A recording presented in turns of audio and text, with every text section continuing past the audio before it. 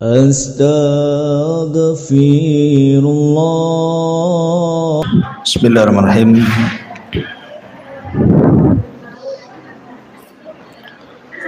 Alhamdulillah wassalatu wassalamu ala Rasulillah wa ala alihi wa sahbihi wa mawalah wa la hawla wa la quwata illa billahi wa ba'du.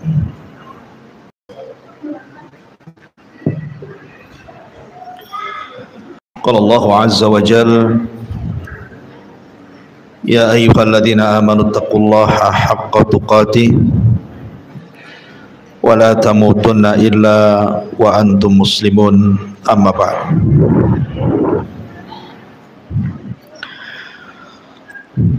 Baik, kita lanjutkan kajian kita, masih membahas kitab Arba'in Nawawi, dan kita masuk pada hadis ke-24. Kita baca hadisnya. An Abi Dzarrin Al-Ghifari radhiyallahu anhu anin Nabi sallallahu alaihi wa ala alihi wasallam fima yarwihi an rabbihi azza wa jalla annahu qala, dari Abi Dzar Al-Ghifari, semoga Allah subhanahu wa ta'ala meridhai beliau, dari Nabi sallallahu alaihi wasallam, beliau meriwayatkan dari Allah azza wa jalla, ya ibadi inni haramtu zulma ala nafsi wa ja'altuhu bainakum muharraman fala tadhalam. Wahai hambaku, sesungguhnya aku mengharamkan kezaliman atas diriku dan aku menjadikan kezaliman itu haram di antara kalian, maka jangan saling menzalimi. Ya ibadi kullukum dhallun illa man hadaituh fastahduni ahdikum. Wahai hamba-hambaku, kalian semua tersesat kecuali orang yang telah aku berikan petunjuk, maka hendaklah kalian minta petunjukku, pasti aku akan menunjukimu. Ya ibadi kullukum ja'iun illa man at'amtuhu fastat'imuni ut'imkum. Wahai hamba-hambaku, kalian semua adalah orang-orang yang lapar kecuali orang yang aku beri makan, maka hendaklah kalian meminta makan kepadaku. Ya ibadi kullukum 'arin illa man kasautuhu fastaqsuni aqsukum. Wahai hamba-hambaku, kalian semua asalnya telanjang kecuali yang telah aku berikan pakaian kepadanya, maka hendaklah kalian minta pakaian kepadaku, pasti aku akan memberinya. Ya ibadi innakum tukhti'una bil-laili wan-nahar wa ana aghfiru dzunuba jami'a fastaghfiruni aghfir lakum. Wahai hamba-hambaku, sesungguhnya kalian berbuat dosa pada waktu siang dan malam, dan aku mengampuni dosa-dosa itu semuanya, maka mintalah ampunan kepadaku, niscaya aku akan mengampuni kalian. Ya ibadi innakum lan tablughu dhurri fatadhurruni wa lan tablughu naf'i fatanfa'uni. Wahai hamba-hambaku, sesungguhnya kalian tidak akan dapat membinasakan aku, dan kalian tidak akan dapat memberikan manfaat kepadaku. Ya ibadi law anna awwalakum wa akhirakum wa insakum wa jinnakum kanu ala afjari qalbi rajulin wahidin ma naqasa dzalika min mulki syai'a. Wahai hamba-hambaku, di sini Allah Subhanahu wa taala mengatakan, wahai hamba-hambaku, seandainya orang-orang terdahulu dan yang terakhir di antara kalian, sekalian manusia dan jinnya mereka, berada di atas hati yang paling jahat, maka itu semua tidak mengurangi kekuasaanku sedikit pun. Ya ibadi law anna awwalakum wa akhirakum wa insakum wa jinnakum qamu fi sa'idin wahid fasa'aluni fa'ataitu kulla insanin mas'alatahu ma naqasa dhalika mimma indi illa kama yanqusul mikhyat idza udkhilal bahra. Wahai hamba-hambaku, jika orang terdahulu dan yang terakhir di antara kalian semuanya, manusia atau jinnya yang tinggal di bumi, meminta kepadaku lalu aku penuhi seluruh permintaan mereka, tidaklah hal itu mengurangi apa yang ada padaku kecuali sebagaimana sebatang jarum yang dimasukkan ke dalam lautan. Kemudian kata Nabi sallallahu alaihi wasallam, ya ibadi innama hiya a'malukum uhsiha lakum thumma uwaffikum iyyaha faman wajada khairan falyahmadillah wa man wajada ghaira dhalik fala yalumanna illa nafsa. Rawah Muslim. Wahai hamba-hambaku, sesungguhnya inilah amal perbuatan kalian, aku catat semuanya untuk kalian, kemudian kami akan membalasnya.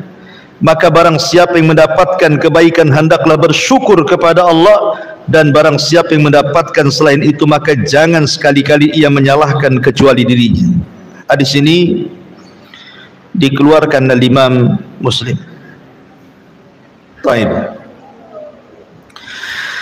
Ma'asyiral muslimat yang dimuliakan Allah Subhanahu wa taala.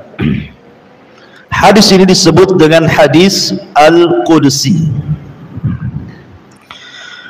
Dan para ulama mengatakan sebagai faedah bahwa hadis Qudsi itu rata-rata lemah. Rata-rata hadis Qudsi itu lemah, kecuali hanya sedikit hadis Qudsi yang sahih, di antaranya hadis yang kita baca ini. Dan Imam Ahmad ibn Hanbal rahimahullahu ta'ala mengatakan bahwa hadis ini adalah hadis yang paling baik, yang paling mulia yang diriwayatkan oleh penduduk Syam. Karena rawi-rawi hadis ini semuanya adalah rawi-rawi penduduk Syam, dan ini hadis terbaik mereka. Ma'asyiral muslimat yang dimuliakan Allah Subhanahu wa taala, bahkan berkata Sa'id, qala Sa'id kana Abu Idris Al-Khawlani idza haddatha bihadzal hadits jassa ala rukbatayhi. Jadi Sa'id berkata bahwa dulu ketika Abu Idris Al-Khawlani yang meriwayatkan hadis ini kan Abu Muslim Al-Khawlani. Jadi kata Sa'id ini, apabila Abu Idris Al-Khawlani menceritakan atau membacakan hadis ini, maka dia langsung tersungkur dan hampir pingsan karena dahsyatnya hadis ini. Ma'asyiral muslimat yang dimuliakan Allah Subhanahu wa taala, kalau boleh saya ringkas hadis ini, ada beberapa poin yang kita akan bahas. Yang pertama, tahrimu zulmi, haramnya kezaliman dan berbagai macam bentuknya. Kemudian yang kedua, iftiqarul khalqi ilallah, butuhnya makhluk kepada Allah, berhajatnya kita semuanya sebagai makhluk kepada Allah subhanahu wa ta'ala. Kemudian yang ketiga, ghaniyullah an khalqihi, bahwa Allah subhanahu wa ta'ala zat yang maha kaya dari seluruh makhluknya. Kemudian yang keempat, khazainullah la tanfud, bahwa pembendaharaan Allah subhanahu wa ta'ala tidak mungkin hilang. Kemudian yang terakhir, ihsaul a'mal, bahwa amal kita akan dipertanggungjawabkan Allah subhanahu wa ta'ala. Ini poin yang terdapat dalam hadis ini. Yang pertama, hadis ini menceritakan tentang tahrimu zulmi, haramnya kezaliman. Dari mana? Dari firman Allah subhanahu wa ta'ala, ya ibadi inni haramtu zulma ala nafsi wa ja'altuhu bainakum muharraman fala tadhalam. Wahai hamba-hambaku, aku haramkan kezaliman kepada diriku dan aku jadikan kezaliman untuk kalian juga sama haram, maka jangan saling menzalimi. Ma'asyiral muslimat yang dimuliakan Allah subhanahu wa ta'ala, zalim itu artinya meletakkan sesuatu yang bukan pada tempatnya, itu secara bahasa. Dan keadilan itu lawannya, karena adil itu meletakkan sesuatu pada tempatnya. Dan Allah subhanahu wa ta'ala digambarkan dalam surah An-Nisa 40, innallaha la yadlim mithqala dzarratin wa in taku hasanatun yudhaifha. Sesungguhnya Allah subhanahu wa ta'ala tidak pernah berlaku zalim, walaupun sebiji zarah sekalipun. Seandainya orang membawa satu kebaikan, maka Allah akan lipat gandakan kebaikan itu. Dan Allah juga mengatakan dalam Fussilat ayat 46, wa ma rabbuka bidzallami lil abid, dan tidaklah Rabbmu berlaku zalim kepada hamba-hambanya. Dari sini menunjukkan bahwa Allah itu ahkamul hakimin, hakim yang maha adil, a'dalul adilin, seadil-adilnya. Tidak ada yang lebih adil di seluruh makhluknya kecuali Allah subhanahu wa ta'ala. Dan lawan daripada adil itu kezaliman. Dan zalim itu terbagi menjadi 3 kezaliman. Yang pertama, kezaliman hamba kepada Allah subhanahu wa ta'ala. Kezaliman seorang hamba kepada Allah subhanahu wa ta'ala. Dan kezaliman seorang hamba kepada Allah terbagi menjadi 2. Ada kezaliman yang tidak pernah diampuni, yang disebut dengan kesyirikan, dan syirik sezalim-zalimnya kezaliman. Kemudian yang kedua, kezaliman hamba kepada Allah yang Allah masih mengampuninya, asal jangan kesyirikan. Kemudian yang ketiga ada namanya zalim, nomor 2 ada yang namanya zalim kepada orang lain, zalim kepada orang lain, dan yang ketiga zalim kepada diri sendiri. Jadi zalim kepada Allah terbagi 2, ada zalim yang tidak diampuni dan ada zalim yang diampuni. Yang kedua zalim kepada orang lain, dan yang ketiga zalim kepada dirinya sendiri.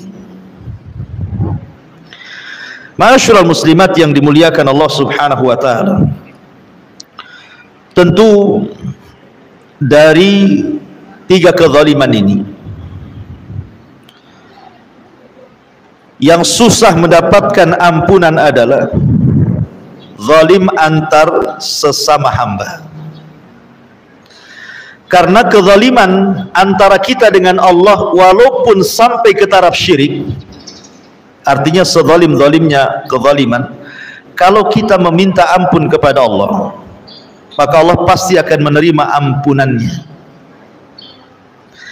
Tetapi kalau zalim kepada hamba Allah, sesama hamba, kita sudah minta ampun kepada Allah, maka Allah subhanahu wa ta'ala tetap menggantungkan ampunannya sampai orang yang dizalimi memaafkannya. Selama orang yang menzalimi dizalimi tidak memaafkannya, maka ampunan itu digantungkan oleh Allah. Berarti masih ada qisas pada hari kiamat. Dia akan dimintai pahalanya dan dibebankan dosanya. Oleh karena itulah maka dari hadis ini kita tahu bahwa bahaya sekali berlaku zalim itu. Kenapa demikian? Karena Allah subhanahu wa ta'ala itu tidak akan lalai dari orang-orang yang melakukan kezaliman. Bahasa orang awam itu Allah tidak tidur. Kalau ada orang disakiti biasanya sudahlah biarkan saja, Allah kan tidak tidur. Bahasa Al-Qur'annya wala tahsabannallaha ghafilan amma ya'malu zalim. Jangan kau sangka Allah itu lalai dari perbuatan orang-orang yang zalim. Sengaja Allah membiarkan sampai pada waktunya Allah akan mengadabnya. Makanya para ulama salaf sangat takut melakukan kezaliman, sangat takut sekali. Terutama doa-doa orang yang dizalimi, antara dia dengan Allah itu tidak ada penghalang walaupun dia orang kafir. Walaupun dia orang kafir. Karena kalaupun orang kafir kemudian dia dari pihak yang dizalimi, maka Allah akan berdiri sampingnya. Bukan karena kekafirannya, tapi karena dia orang atau dari pihak yang terzalimi. Dan Allah tidak suka kezaliman. Makanya kenapa Nabi SAW mewanti-wanti Muadz bin Jabal radhiyallahu anhu saat dikirim oleh Rasul ke negeri Yaman. Ketika Nabi SAW kemudian menitipkan pesan soal zakat, soal pengambilan harta zakat, tu'khadhu min aghniyaihim wa turaddu ila fuqaraihim. Kau ambil dari orang kaya mereka kemudian serahkan kepada orang fakir mereka.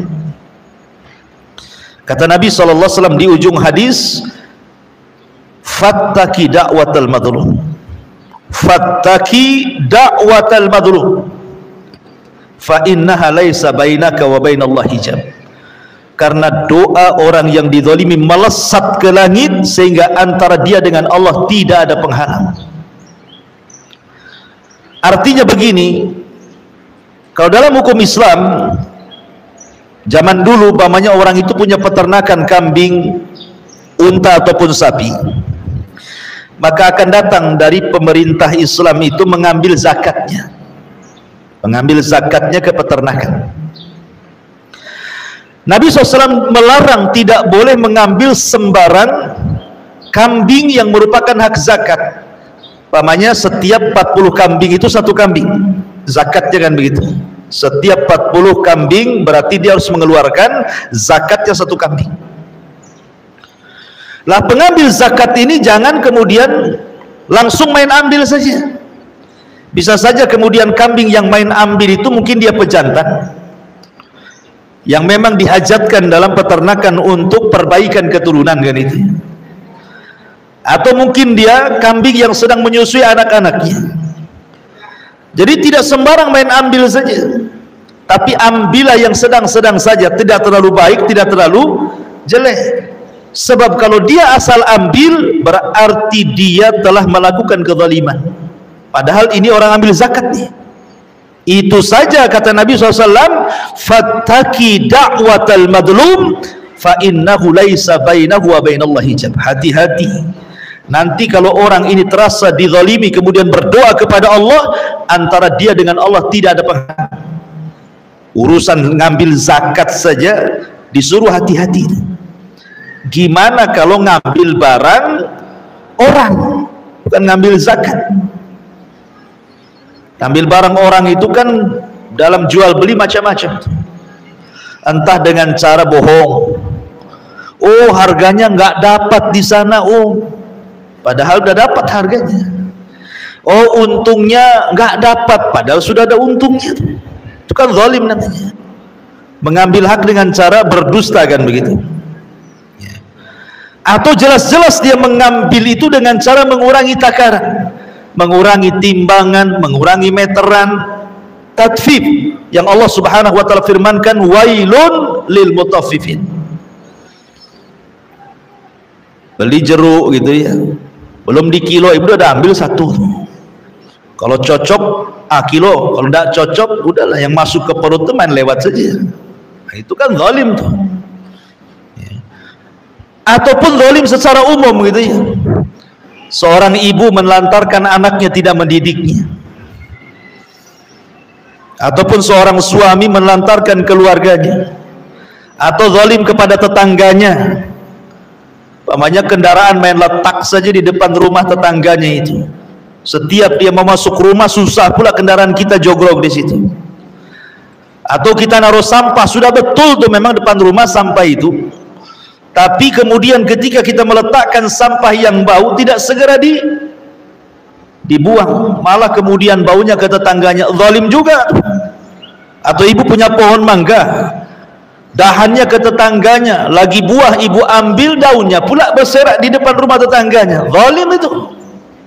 Kalau sudah tahu ke rumah orang, pangkas, jangan menyakiti tetangganya, itu zalim juga. Jadi zalim itu menyangkut semuanya, hati-hati ya. Maka yang seperti ini agak sulit ampunannya, karena walaupun kita sudah jungkir balik minta ampun kepada Allah, tapi kalau orang yang dizalimi belum mengampuni kita, memaafkan kita, masih ada proses di akhirat masalahnya.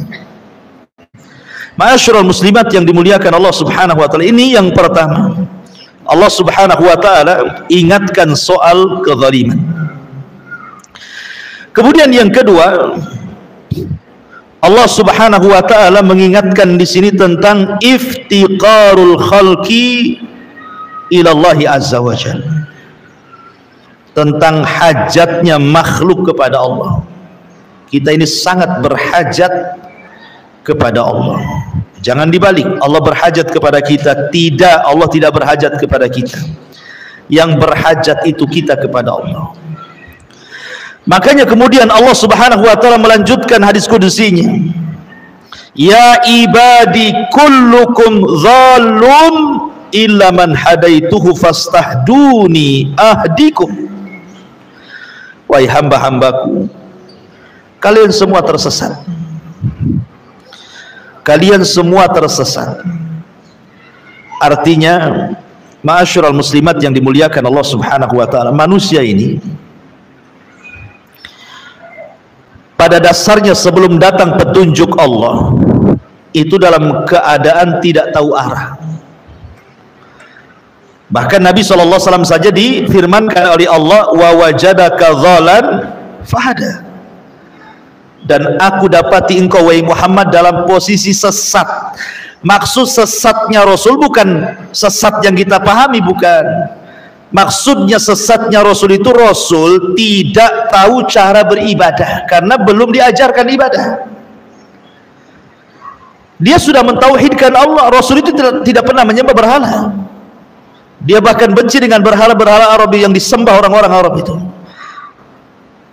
Dia menyembah Allah itu dengan tafakur saja, melihat kekuasaan Allah. Tetapi kan belum diajarkan bagaimana cara menyembah Allah, bagaimana sholatnya, puasanya, zakatnya, hajinya. Rasul tersesat dalam hal ini.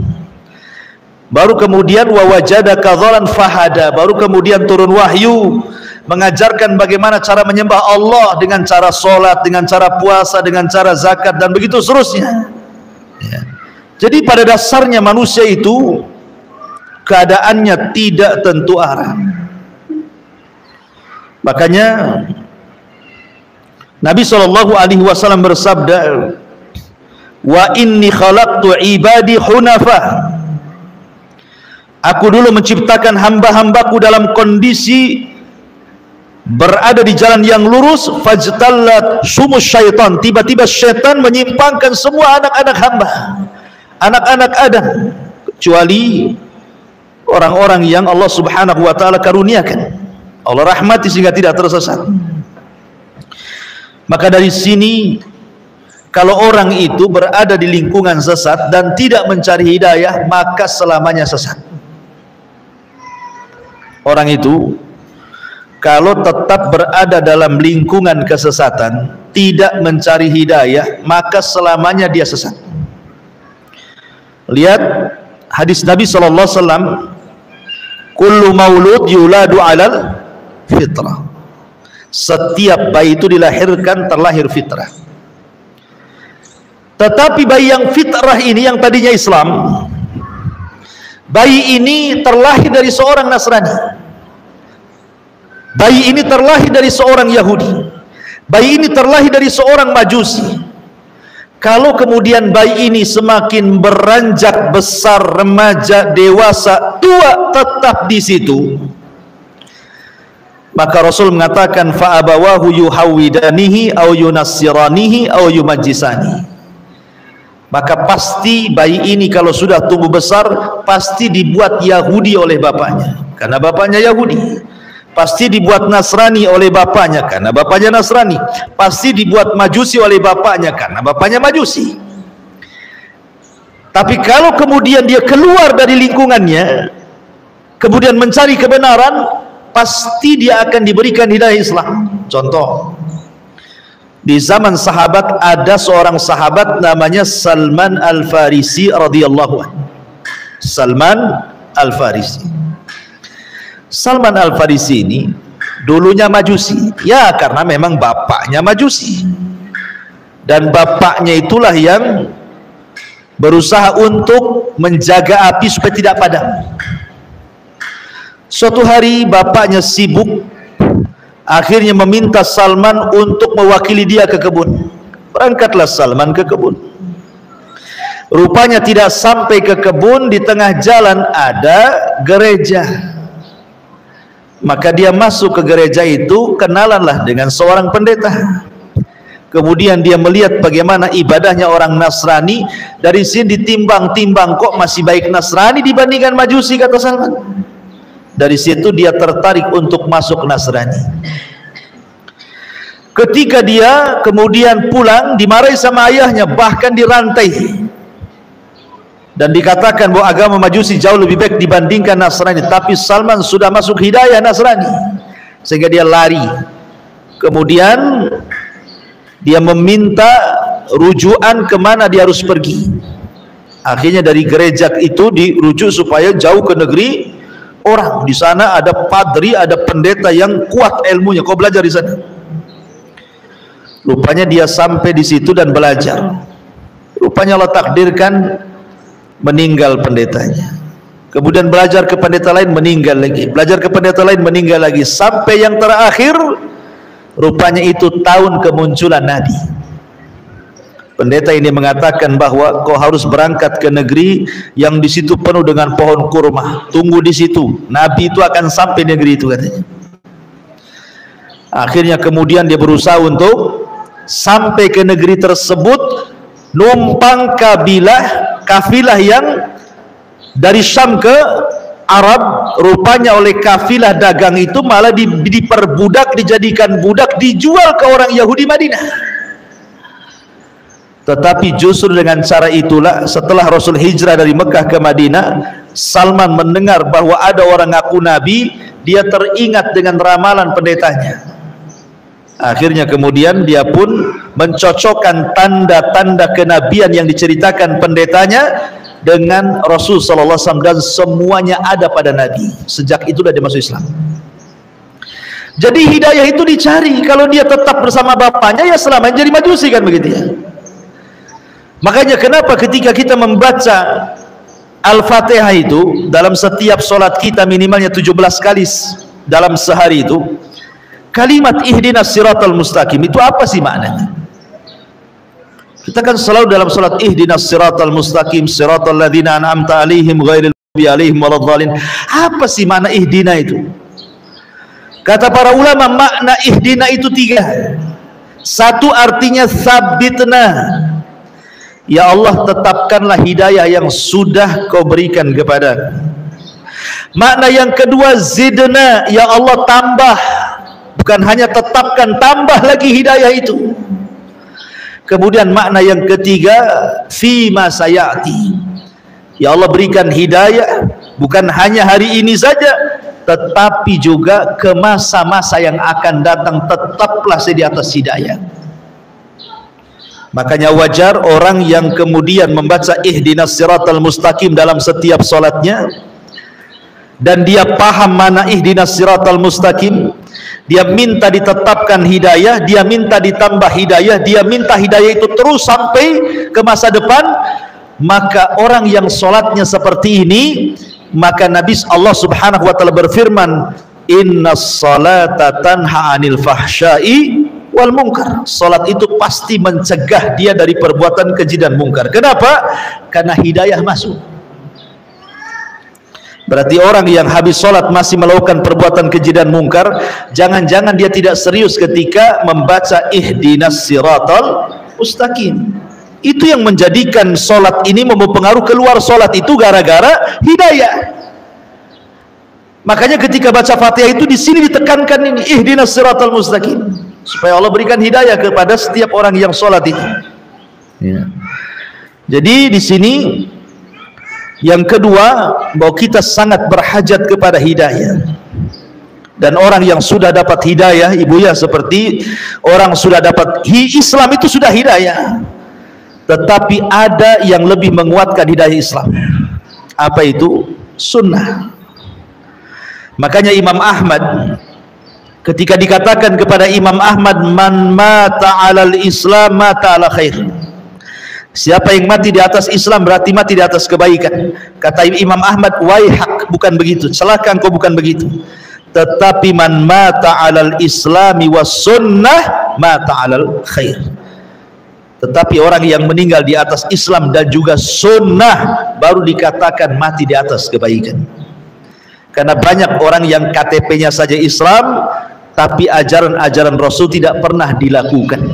Islam tapi meninggalkan sholat, Islam tetapi meninggalkan puasa, Islam tapi tidak haji, Islam tidak zakat, Islam tapi maksiat, dan begitu seterusnya. Makanya orang yang mati di atas Islam dan juga bimbingan Nabi, sunnah, maka dia mati di atas kebaikan. Ma'asyiral muslimat yang dimuliakan Allah Azza wa Jalla. Kemudian Allah subhanahu wa ta'ala mengingatkan soal hidayah. Berarti Allah hendak mengingatkan kepada kita soal keyakinan agama. Hidayah itu kan berkaitan dengan agama. Sekarang berpindah soal urusan dunia. Soal urusan dunia. Allah subhanahu wa ta'ala mengatakan soal urusan dunia ini, ya ibadi kullukum ja'in illa man at'amtuhu fastat'imuni ut'imkum. Ya ibadi kullukum 'arin illa man kasautuhu fastaqsuni uqsikum atau aqsukum. Wahai hambaku, kalian semua itu lapar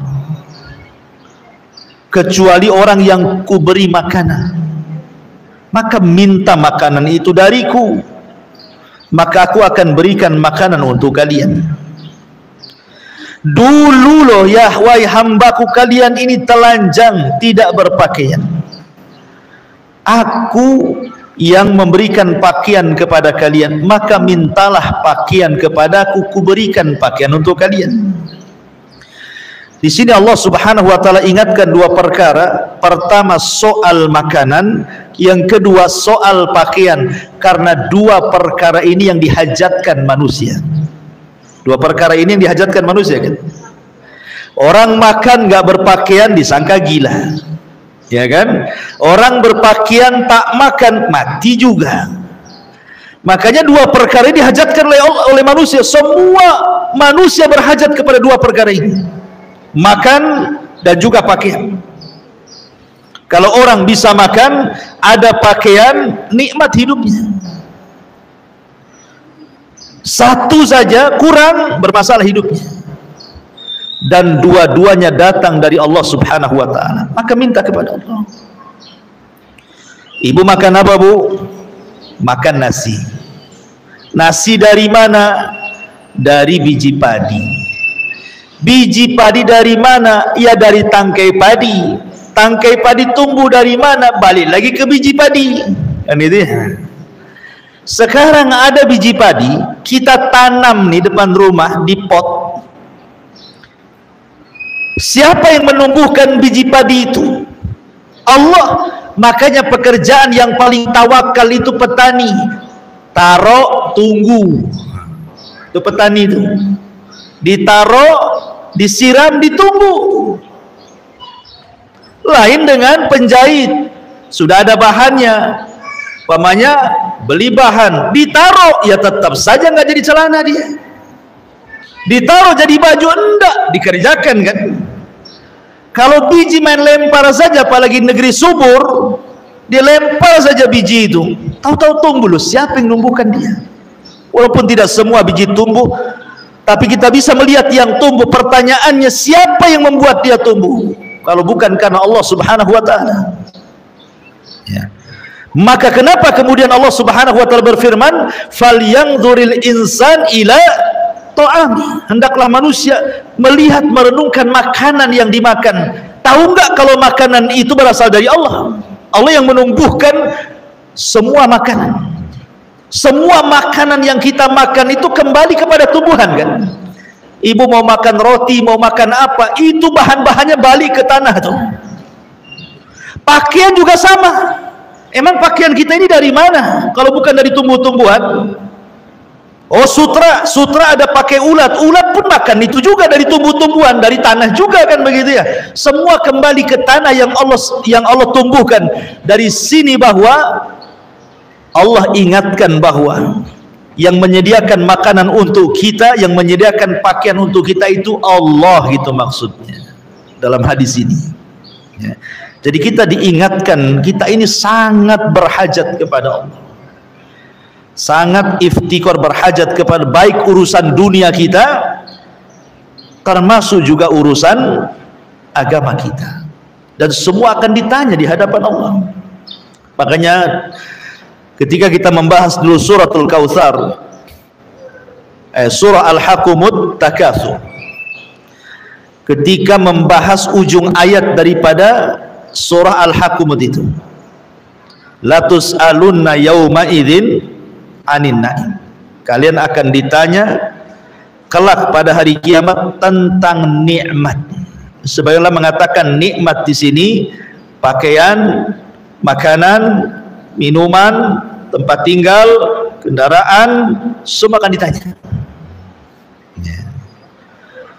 Ketika turun ayat ini, Nabi SAW keluar dari rumahnya di siang hari bolong, dan ketika itu Madinah dilanda paceklik hebat sehingga sudah banyak orang yang kelaparan dan tidak ada makanan. Rasul keluar siang-siang bolong. Tiba-tiba di tengah jalan berjumpa dengan Abu Bakar dan Umar. Rasul bertanya kepada Abu Bakar dan Umar, "Wa ma akhrajakuma?" Apa yang membuat kalian keluar dari rumah siang-siang ini? Ngapain panas-panas kau keluar, gitu bahasanya. Kata Umar dan Abu Bakar, "Ya Rasul, lapar Rasul. Kami tidak tahan di rumah. Kami harus keluar mencari makan."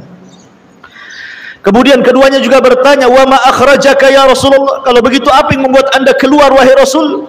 Maka Nabi SAW sama jawabannya, lapar. Tiba-tiba Abu Bakar menyingkap perutnya, rupanya ada batu yang diikat satu di perutnya. Umar menyingkap juga pakaiannya, rupanya ada batu yang diikatkan di perutnya. Begitu orang dulu cara menahan lapar. Tiba-tiba ketika Rasul disingkap, bukan satu batu, dua batu di perut Rasul itu, menunjukkan Rasul lebih lapar dibandingkan Abu Bakar ya. Akhirnya Nabi SAW mengatakan, kalau begitu yuk kita berangkat ke rumah seorang Ansar, Ibn Khaythamah, yang ada di perbatasan Madinah. Berangkatlah 3 orang ini ke perbatasan Madinah berjumpa dengan Ibnu Khaisam ini, Rabi ibn Khaisam ini. Sesampainya di rumah Rabi ibn Khaisam, rupanya Rabi ibn Khaisam tidak ada, yang ada istrinya. Nabi SAW tidak berani masuk, karena bagaimanapun sendirian tanpa mahram. Rasul menunggu di luar sebagai adab tamu. Selang sebentar rupanya Rabi ibn Khaisam datang membawa air putih. Kemudian melihat tamunya luar biasa, ada Nabi, Abu Bakar, Umar. Wah, senangnya luar biasa. Akhirnya kemudian dia pun langsung mengambil pisau dan hendak menyembelih satu kambing yang paling besar. Sementara kambing itu adalah kambing perempuan yang sedang menyusui anaknya. Kata Rasul, "Iyyak wal halib, jangan kau sembelih itu kambing. Yang ini saja," kata Nabi. Maksudnya yang kurus. Yang kurus saja. Lihat bagi Rasul mengajarkan bagaimana adab seorang tamu. Jangan merepotkan tuan rumah. Kan banyak tuh tamu merepotkan tuan rumah itu. Masa aqua gelas saja, pandai lain. Kan itu yang agak ini ya. Ya, ada apa sih di kulkasnya? Tanya kulkas pula. Ya. Jadi tidak usah tanya-tanya. Dan tuan rumah kalau dia berakal, pasti dia sudah paham keutamaan menghormati tamu. Kalau memang tuan rumah tidak paham, ya sudah, jangan repoti dia. Makanya Rasul, jangan sembelih yang ini saja. Ini enggak. Mau dibelikan bakso, janganlah bakso. Kalau bisa rawon, tambah soto, tambah. Nah, ini kok milihnya itu lebih tinggi. Kalau bisa jangan bakso lah. Sudah cilok saja, kan itu lebih turun tuh derajatnya. Ini minta yang tinggi lagi. Ya. Jadi akhirnya disembelihlah kambing yang kecil itu, kemudian dihidangkan. Ketika hendak makan, namanya kambing baru direbus, asapnya masih mengepul. Tiba-tiba Nabi SAW menangis, Abu Bakar ikut menangis, Umar pula bertanya, "Afi hadhil halati tabkun?" Oh, dalam kondisi seperti ini kalian menangis wahai Rasul? Kita ini lagi lapar, makanlah, jangan nangis gitu. Maka kemudian Nabi SAW mengatakan kepada Umar, "Ya Umar, alhaqumut takatsur," sampai Rasul membacakan, "La tus'alunna yauma idzin 'anin na'im." Nanti makanan minuman yang kita makan di depan kita ini akan ditanya di hadapan Allah. Jadi semua akan ditanya. Makanya Allah mengatakan, "Falyanzuril insan ila ta'ami." Hendaklah melihat manusia kepada makanan yang dilihat. Semua akan ditanya. Apakah makanan yang kita makan halal atau tidak? Termasuk juga orang yang tidak pernah bersyukur bahwa makanan ini datang dari Allah. Dengan cara apa? Membuang-buang. Kan ada tuh orang yang berlebihan masak lauknya, nasinya, yang makan 2 orang, tetapi dia masak untuk 1 kampung. Paling 2 piring sudah kenyang, akhirnya tidak juga diberikan kepada tetangga yang miskin, diinapkan 1 malam, basi, dibuang ke tong sampah. Nah, ini akan ditanya itu. Ini semua datang dari Allah Subhanahu wa Ta'ala. Ya. Makanya kenapa mubazir itu karena ikhwan syaitan, teman-temannya setan itu. Ini kemudian diingatkan soal 2 perkara yang penting, soal makanan dan juga soal pakaian. Kemudian di sini baru diingatkan tentang kekayaan Allah Subhanahu wa Ta'ala kepada makhluknya, atau diingatkan soal ampunan, bahwa kita berhajat kepada Allah. "Ya ibadi innakum tukhti'una bil-laili wan-nahar." Subhanallah. Kalau Allah Subhanahu wa Ta'ala mengatakan begini, Bu, "Wahai hamba-hambaku, kalian ini selalu melakukan dosa siang dan malam." Harusnya bahasa ini bahasa yang menakutkan, karena bahasa ini pasti setelahnya adalah azab yang akan turun. Contoh begini, Bu, ibu punya anak ini bandel, disuruh-suruh tak mau. Kemudian ibu mengatakan, "Wahai anakku, kamu ini siang malam tidur saja, disuruh ini tak mau, disuruh itu tak mau, siang malam kau malas. Kira-kira Bu, ibu akan membiarkan anak itu atau ibu akan menghukumnya? Pasti akan menghukumnya. Kalau sudah kelamaan kan pasti menghukumnya kan gitu. Entah diusir dari rumah, entah dimakinya kan begitu ya, entah dipukulnya. Artinya bahasa-bahasa seperti ini, engkau ini telat siang malam, pasti akan datang hukuman tuh. Jadi ketika kita mendengar kalimat ini, wahai hambaku kalian ini selalu berbuat dosa kepadaku siang malam, harusnya terpikir akan datang hukuman dari Allah Subhanahu wa taala. Tetapi laisa kamitslihi syai'un, Allah itu tidak sama dengan hambanya. Kalau seorang anak berbuat jahat siang malam kepada orang tua, pasti ada waktu-waktu limitnya di mana orang tua akan membalas. Pasti itu. Tapi Allah Subhanahu wa taala justru mengagetkan semua alam dunia, malah mengatakan wa ana aghfiru dzunuba jami'ah. Tapi walaupun kalian berlaku dosa kepadaku siang dan malam, tenang, aku ampuni dosa kalian. Kan enak tuh. Coba ya. Allah mengakui dosa kita, tapi Allah juga menyiapkan ampunannya. Ini kan luar biasa rahmat Allah kepada kita. Ini tidak ada pada seorang hamba. Kalau ada orang menyakiti kita terus-terusan, sampai kapan kita memaafkan dia kan itu? Bahasanya pasti sabar juga ada ujungnya, pasti kita emosi juga lah. Tapi Allah rahim, rahmatnya mendahului murkanya. Kasih sayangnya Allah kepada hamba jauh lebih kasih sayang seorang ibu kepada anaknya. Ma'asyiral muslimat yang dimuliakan Allah Azza wa Jalla. Maka di sini wa ana aghfiru dzunuba jami'a fastaghfiruni aghfir lakum. Maka mintalah ampun. Kapan-kapan pun kalian minta ampun, ku ampuni. Lihat bagaimana Allah Subhanahu wa taala membuka ampunan selebar-lebarnya. Ada orang yang berusia 100 tahun datang kepada Nabi, orang kafir musyrik, semua dosa sudah dilakukan dia. Namanya orang tua pasti pengalaman dalam dosa.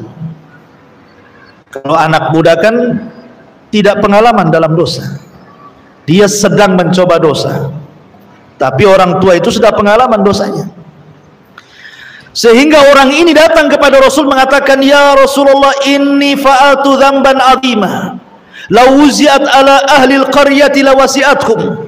Aku melakukan banyak kali dosa Rasul, kalau ku bagi-bagikan di dosa ini ke kampung, sebuah negeri, cukup untuk mengadab mereka. Kata orang ini mengatakan, halli minat taubah Rasul, ada enggak di agamamu taubat orang sepertiku ini? Maka Nabi SAW mengatakan, atashhadu alla ilaha illallah wa anni rasulullah. Maukah kau mengatakan bahwa aku bersaksi tidak ada sesembahan yang berhak disembah kecuali Allah dan aku utusan Allah? Kalau engkau mengucapkannya, fal Islam yahjubu ma qablah. Islam itu menutupi dosa sebelum Islam. Oh, senang dia. Maka dia langsung mengatakan, asyhadu alla ilaha illallah wa asyhadu annaka rasulullah. Maka Rasul mengangkat kedua tangannya mengatakan, alhamdulillah badalallahu sayyiatihil hasanat. Segala puja dan puji hanya milik Allah. Allah telah menggantikan keburukan dia, semua sudah jadi baik. Karena Islam itu menghancurkan dosa sebelumnya, sebagaimana taubat menghancurkan dosa sebelum taubat. Jadi di sini menunjukkan bahwa banyak-banyak bertobat kepada Allah Azza wa Jalla, karena kita dicap melakukan dosa siang dan malam. Kalau ada orang mengatakan saya tidak pernah berbuat dosa, dustakan ucapannya. Setiap manusia itu pasti berbuat dosa. Mungkin matanya yang berbuat dosa, mungkin telinganya, mungkin lisannya, mungkin hidungnya, mungkin tangannya, mungkin kakinya, mungkin kemaluannya, mungkin juga hatinya, mungkin pikirannya. Tidak tahu yang mana satu. Tapi setiap hari kita berbuat dosa. Makanya Nabi SAW mencontohkan, kata Nabi SAW, saya setiap hari, kata Rasulullah, la astaghfirullah mi'at marrah, setiap hari meminta ampun kepada Allah minimalnya 100 kali. Itu orang yang sudah dijamin surga tuh.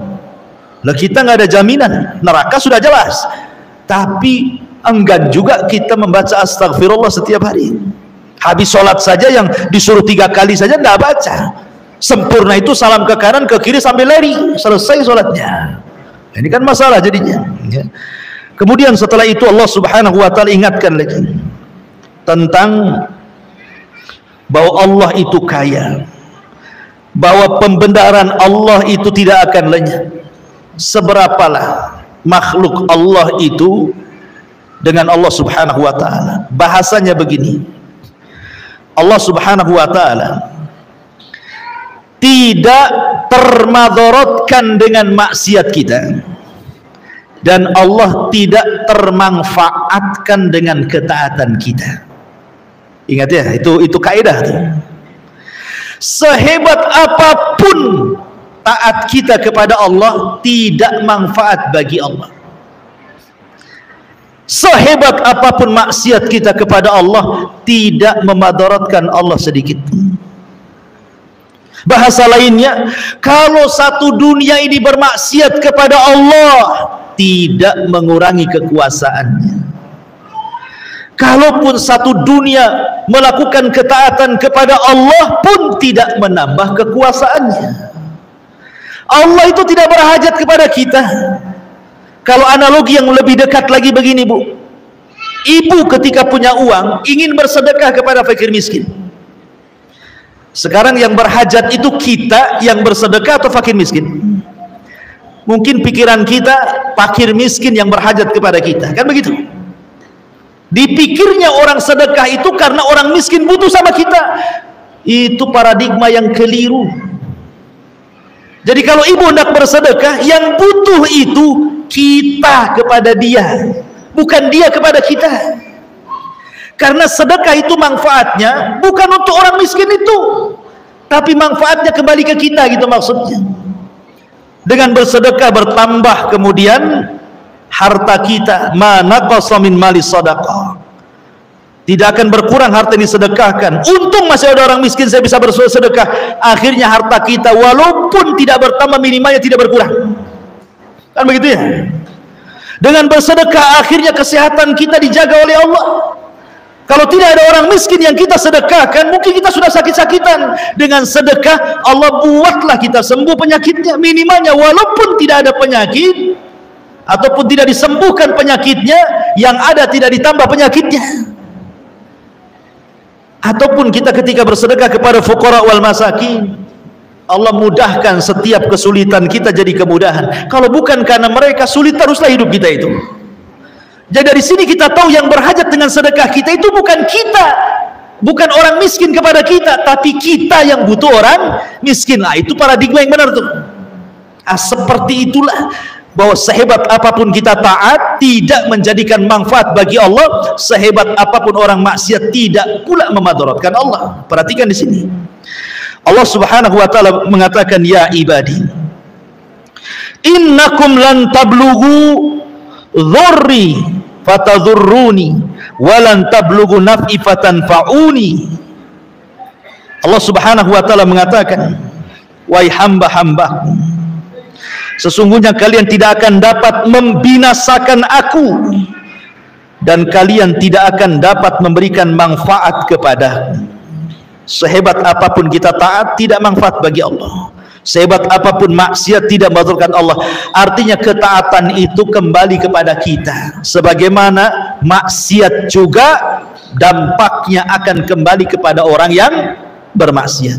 Itu maksudnya. Kemudian Allah mengatakan, ya ibadi, lau anna awwalakum wa akhirakum wa insakum wa jinnakum kana ala atqa qalbi rajulin wahid minkum ma zada fi mulki syai'an. Ya ibadi, lau anna awwalakum wa akhirakum wa insakum wa jinnakum kanu ala afjari qalbi rajulin wahid ma naqasa dzalika min mulki syai'an. Kalau satu dunia Mulai dari yang hidup pertama siapa? Adam, sampai yang terakhir nanti yang kena trompet sangkakala Israfil. Sekarang Bu, orang yang hidup di permukaan bumi tidak lebih banyak daripada orang yang dikubur di dalam bumi. Berapalah jumlah orang yang hidup di atas bumi itu dibandingkan dengan orang yang sudah dikubur sejak zaman Nabi Adam? Lebih banyak mereka. Entah berapa triliun orang yang di dalam bumi ini, kita tidak tahu. Kalaulah mereka dihidupkan semuanya, gitu maksudnya, sejak zaman Adam sampai yang terakhir terkena trompet sangkakala itu dihidupkan semua, bukan manusianya, jinnya sekalipun dihidupkan. Semuanya dijadikan oleh Allah taat kepada Allah, rajin sholat, rajin puasa, rajin zakat, rajin baca Quran, zikir, semua ibadah lakukannya. Dari mulai awal sampai yang akhir, mulai jin dan manusia. Kata Nabi SAW dalam hadis kursi, Allah mengatakan, mazada dzalika fi mulki syai'an, tidak menambah kekuasaan sedikit pun dariku. Kekuasaanku tidak akan nambah dengan ketaatan kalian. Atau sebaliknya, satu dunia jin manusianya sejak zaman Adam sampai yang terakhir, semua fasik, semua jahat, semua maksiat, semua syirik, semua melakukan bid'ah dan maksiat yang lainnya, itu pun tidak mengurangi kekuasaan Allah. Lalu kalau sudah seperti itu, siapa yang berhajat di sini? Yang berhajat itu kita kepada Allah Subhanahu wa taala. Allah itu Maha Kaya. Dan kekayaan Allah Subhanahu wa taala tidak terhingga. Karena pembendaan Allah itu tidak akan lenyap. Allah itu kaya. Coba seandainya satu dunia orang minta kepada Allah, satu dunia nih ya, mulai Adam sampai yang terakhir mati, jin manusianya minta sama Allah. Apalah yang diminta? Ibu minta apa? Minta rumah 2 di Sukajadi, minta 2 rumah di Poskopkan, minta semuanya. Apa kira-kira yang ibu maukan minta? Itu baru satu orang tuh mintanya udah kebangetan gitu. Anggaplah satu dunia minta kebangetan semuanya, dan Allah berikan permintaannya itu, kalaupun dilayan sama Allah, itu ibarat jarum, kata Allah, jarum dimasukkan ke lautan, kemudian diangkat lagi, kira-kira yang di ujung jarum itu berapalah air laut yang terangkat itu? Coba lautan itu yang tidak ada bertepi itu, kita ambil jarum yang ibu suka jahit dengan jarum itu, cobalah celupkan, kira-kira diangkat berapalah yang terangkat air lautan ke ujung jarum itu? Satu tetes. Satu tetes itulah cukup Allah berikan kepada semua makhluk jin dan manusianya, sementara lautan itu kekayaannya. Jadi apalah kekayaan Allah dengan kita? Makanya tidak akan bergeming kekuasaan Allah di sini. Ini saja masih nggak yakin bahwa Allah sekaya itu, sehingga tidak datang, masih juga datang ke dukun, masih merasa dukun lebih hebat dibandingkan Allah. Datang ke paranormal dan mengatakan paranormal jauh lebih bisa mendatangkan kekayaan dibandingkan Allah. Karena tidak paham tauhid, tidak paham hadis ini. Allah itu kaya, yang dibagi-bagikan satu dunia saja cuma satu tetes di ujung jarum. Itu pun untuk orang yang awal, termasuk Qarun juga di situ, sampai orang yang terakhir. Masyaallah muslimat yang dimuliakan Allah Azza wa Jalla. Jadi luar biasa. Perhatikan di sini Allah mengatakan, ya ibadi law anna awwalakum wa akhirakum wa insakum wa jinnakum qamu fi sa'idin wahidin fasa'aluni fa'ataitu kulla insanin mas'alatahu ma naqasa dhalika mimma indi illa kama yanqusul mihyat idza udkhilal bahra. Wahai hambaku, kalaulah seandainya orang yang akhir, yang awal, manusia, jinnya, mereka berkumpul di satu tempat meminta kepadaku dan aku berikan setiap permintaannya, tidak akan mengurangi kecuali seperti jarum yang dicelupkan ke lautan kemudian diangkat, lihat hasilnya. Dan yang terakhir, walaupun demikian, bahwa semua akan dicatat di hadapan Allah. Allah ingatkan ini bahwa ada pertanggungjawaban kita di dunia ini. Ada pertanggungjawaban kita di dunia. Artinya semua yang kita lakukan, semua yang kita ucapkan, semua yang kita yakini di dunia, semua yang kita biarkan dan begitu seterusnya, semua akan ditanya di hadapan Allah. Sehingga Allah tutup kalimatnya dalam hadis kursi ini, ya ibadi innama hiya a'malukum uhsiha lakum thumma uwaffikum iyyaha faman wajada khairan falyahmadillah wa man wajada ghaira dzalik fala yalumanna illa nafsah. Wahai hambaku, Sesungguhnya inilah amal perbuatan kalian. Aku catat semuanya. Tidak ada yang berkurang, semua akan dicatat. Setiap hembusan nafas kita akan dicatat. Makanya Allah mengatakan, wa ma yalfidu min qaulin illa alaihi raqibun atid. Tidaklah satu ucapan kecuali pasti dicatat malaikat raqib dan atid. Semua dicatat, semua dibukukan, dan akan ditanya di hadapan Allah Subhanahu wa taala. Maka barang siapa yang mendapatkan kebaikan dengan tadi meminta hidayah, diberikan hidayah. Ya, mentauhidkan Allah, bersyukurlah dia kepada Allah. Tapi kalau tidak demikian, maka jangan salahkan Allah. Salahlah diri kalian, dan itu kemauan kalian. Allah sudah berikan petunjuk kepada kalian dua jalan, ini masuk surga, ini masuk neraka, kau pilih pula ke neraka. Ini jalan sunnah, ini jalan yang menyimpang dari sunnah, kau pilih pula yang menyimpang dari sunnah. Ini jalan tauhid, di jalan syirik, kau pula memilih kesyirikan. Maka siapa yang memilih jalan tauhid, jalan sunnah, jalan ketaatan, bersyukurlah kepada Allah. Tapi siapa kemudian yang memilih kesyirikan, penyimpangan dalam sunnah, kemaksiatan, jangan pernah mencela kecuali celalah diri kalian, kata Allah. Di sini makanya pentingnya kita mempertahankan akidah istiqomah. Wallahu alam. Ini ya keterangannya panjang, cuma saya singkat-singkat saja karena memang panjang hadisnya. Sebenarnya bisa, kalau membahas di sini bisa 2-3 pertemuan ya. Kita ambil makna-makna dari hadis ini saja. Wallahu alam. Taib, sampai di sini. Saya ada waktu, silahkan. Kita hentikan sampai jam 11 ya. Ini masih jam 10.43, masih ada waktu sampai jam 11. Silahkan kita buat tanya jawab. Sila. Coba pakai mic itu. Nggak dengar masalahnya.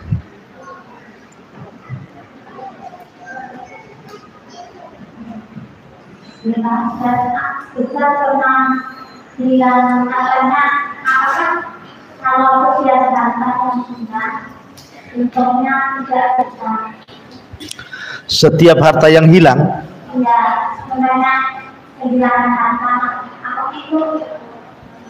umpamanya hilang dompet, berarti isinya nggak berkah gitu ya. Sebenarnya hilang, tapi yang kita amal itu apa pun Apakah setiap barang yang hilang atau susah ditemukan itu barang itu tidak berkah gitu? Pertanyaan singkatnya ya. Iya. Ya enggak juga. Bisa ya, bisa tidak, itu jawabannya. Ada harta diambil dari hantu ya kayak hantu. Jadi hantulah harta. Tapi tidak semua bisa saja itu ujian.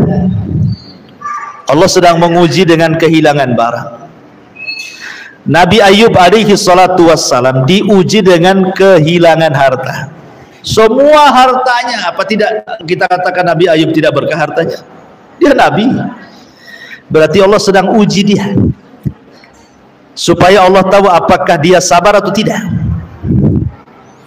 Karena terkadang ada sorga itu tidak bisa diraih dengan sholat, tidak bisa diraih dengan puasa, tidak bisa diraih dengan zakat, dengan amalan-amalan ibadah yang lain, hanya bisa diraih dengan sabar saja. Dan tidak mungkin orang itu sabar kecuali harus ada ujian. Ya namanya ujian, boleh jadi dompetnya hilang, berangkasnya dicuri, baju barunya baru di laundry, tahu-tahu hilang di laundry gitu. Atau dijemur di belakang rumah, tahu-tahu diambil sama orang tidak tahu siapa yang ngambil, baru beli itu padahal. Jadi tidak mesti, atau juga iya, boleh juga, bisa jadi iya. Al jaza'u min jinsil amal. Pamannya kita nyuri baju orang, tahu-tahu baju kita hilang. Bisa saja kama tadinu tudal. Sebagaimana kita melakukan sesuatu, begitulah Allah buat yang sama kepada kita, bahkan lebih perit lagi. Bisa saja kita nyuri uang orang, tahu-tahu usaha kita bangkrut saja. Bisa jadi. Ya, jadi lihat kadar takwanya orang itu. Tapi tidak semua kemudian yang dihilangkan karena bangkrut atau barang tidak dikatakan berkah. Boleh jadi itu ujian seperti kisahnya Nabi Ayub tadi. Wallahu a'lam. Yang kedua, bagaimana menghadapi kesabaran kalau kita itu sakitnya ditutup sama tangga sementara ruangan itu nggak ditutup, cuma tempat saya aja yang ditutup. Terus setiap memang sampahnya dari atas ke bawah dan ke itu kan kumpul semua, artinya langsung sakit. Karena itu ketemu sama kita sendiri yang membersihkan. Maksudnya sampah ibu di bawah.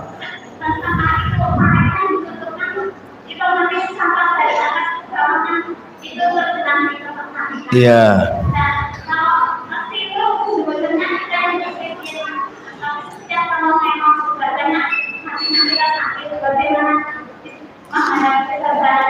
Sakit apanya Bu? Sakit hatinya?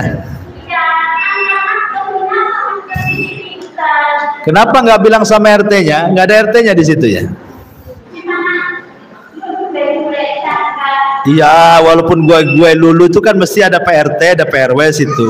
Coba koordinasi dulu dengan RT-nya. Jadi kalau memang ibu posisi di bawah, kemudian tetangga posisi di atas, lagi hujan kemudian melimpah sampahnya ke bawah, di antara hak bertetangga itu bukan hanya sekedar tidak menyakiti tetangga, tapi sabar dari orang yang menyakiti dari tetangga kepada kita. Namanya tahammul. Jadi ihtimalul adza, tetap sabar. Sabar aja lah, nggak apa-apa dibuang sampahnya. Kalau bisa sabar. Kalau tak bisa sabar, ini perbuatan siapa naruh sampah dari atas ke bawah itu? Bukan, maksudnya perbuatan siapa? Kalau perbuatan Allah seperti hujan, ini bukan perbuatan tetangga turun hujan itu. Ini Allah yang turunkan hujan, gara-gara hujan akhirnya sampah di atas ke bawah. Masa yang disalahkan tetangganya? Satu, dengarkan dulu. Kalau seandainya sebenarnya sudah dibuatkan drainase, sudah ada paritnya besar lagi, tapi mungkin tetangga yang di atas itu zalim, jangan buang sembarangan ke parit. Dibuang bukan sampah, batu pun dibuang dia. Akhirnya macet lah sampah itu, berarti zalim dia. Akhirnya ketika hujan meluap. Nah, inilah yang coba al-ashal fal ashal, berikan nasihat yang paling rendah, yang tidak menyinggung, kemudian naik lagi ke atas, naik lagi ke atas gitu ya. Mulai dari coba dinasihati, kemudian melibatkan RT RW. Ya, bagaimana caranya? Kalau ibu sudah nggak tahan, pindah dari situ. Cari yang ibu posisinya di atas, supaya yang di bawah sih nyapu aja. Ya bagus kalau ibu diam saja, yang penting ibu beramal lah. Gara-gara sampah ini saya banyak pahala. Coba nggak ada sampah, tak ada pahala saya. Kalau itu kan enak tuh kalau ngomong gitu ya, sederhananya seperti itu. Gara-gara sampah ini jadi saya banyak pahalanya. Selesai itu urusan. Ya. Tapi jangan pula gara-gara sampah jadi banyak dosanya. Akhirnya digibah saja semua orang. Jadi ya itu makanya coba ada solusi lah, ada RT RW, laporkan saja. Boleh jadi ada kerusakan, kita tidak tahu. Wallahu a'lam.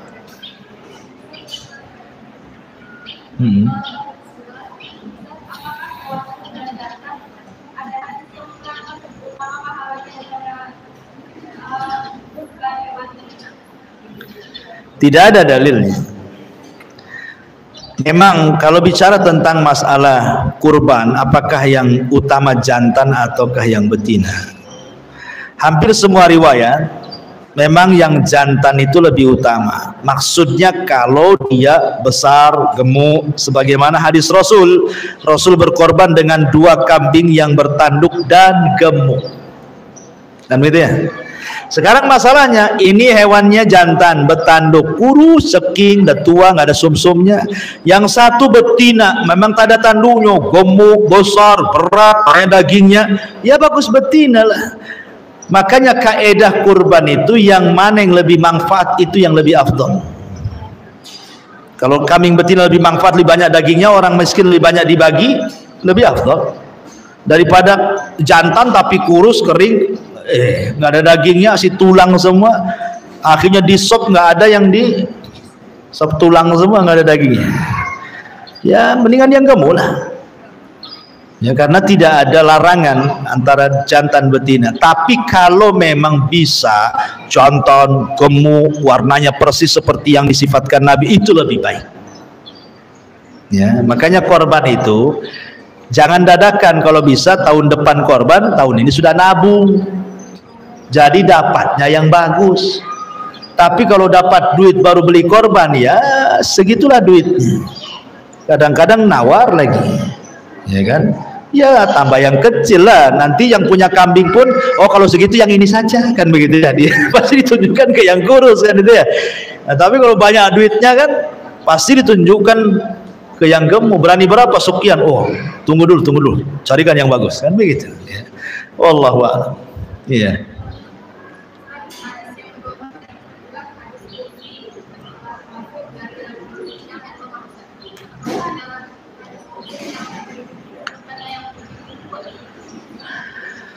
Hadis kursi itu memang kebanyakan lemah. Itu para ulama, itu kata-kata ulama. Ya, kebanyakan lemah. Tapi ada juga yang sahih. Seperti ini hadis yang kita bahas ini sahih hadisnya. Ya. Lalu apa bedanya hadis kursi dengan Quran? Kan sama-sama qala Allah, lain dengan hadis biasa qala Rasulullah. Kalau hadis kursi itu kan qala Allah, berfirman Allah. Quran juga berfirman Allah. Apa bedanya Quran dengan hadis kursi? Kalau Quran itu jelas-jelas mutawatir, tidak perlu diteliti, tidak ada ayat itu sahih, dhaif, hasan, tidak ada. Tapi kalau hadis kursi masih diteliti, makanya lebih banyak yang dhaif dibandingkan yang sahih. Yang kedua, Quran itu tidak ada yang bisa menandingi kata-katanya sampai Allah menantang. Kalau kalian ragu dengan Quran, buat kayak Quran. Tapi tidak ada tantangan dalam hadis kursi. Ya. Yang ketiga, Quran itu diibadahi bacaannya. Jadi kalau kita baca walaupun tidak paham, tetap 1 huruf 10 pahala. Tapi kalau hadis kursi hanya dibaca, nggak dipelajari, ya nggak dapat apa-apa. Ya dapat pahala pun sesuai dengan apa yang ia telah. Tapi kalau Quran sudah jelas-jelas 1 huruf 10 pahala. Paham nggak paham? Quran bisa dibaca dalam sholat. Habis Fatihah kita bisa baca Quran.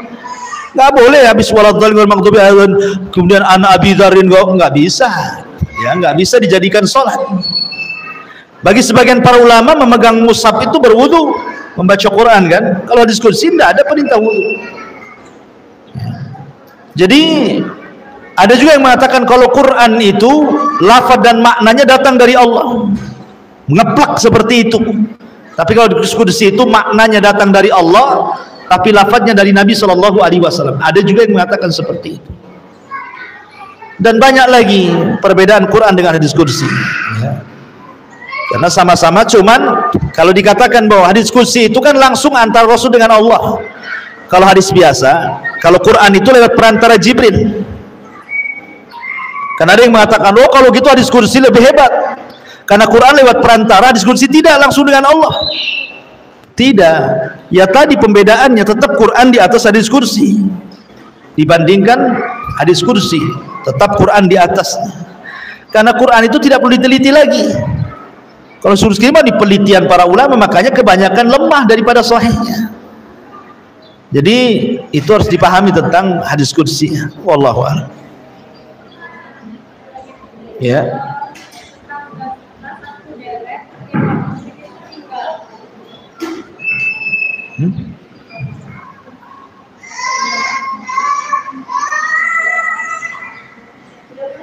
Enggak, sudah dipending aja.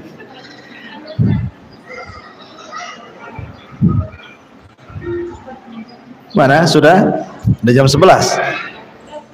Iya, belum ada manfaatnya. Nanti takut banyak orang Jumatan juga kan, belum persiapan bersih-bersih masjid. Mudah-mudahan ada manfaatnya. Subhanakallah bihamdik.